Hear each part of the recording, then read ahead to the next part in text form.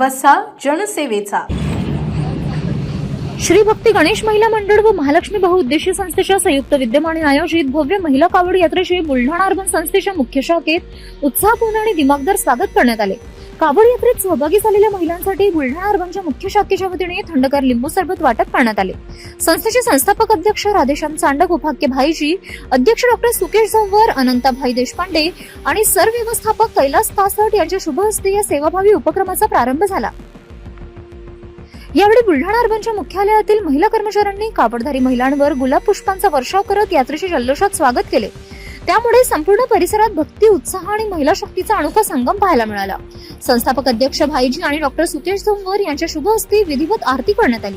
या प्रसंगी संस्थेचे सर्व विभाग प्रमुख, अधिकारी आणि कर्मचारी मोठ्या संख्येने उपस्थित होते।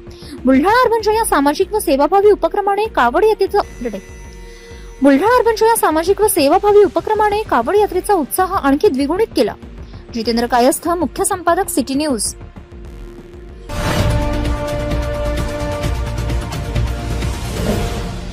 सिटी न्यूज, वसा जनसेवेचा।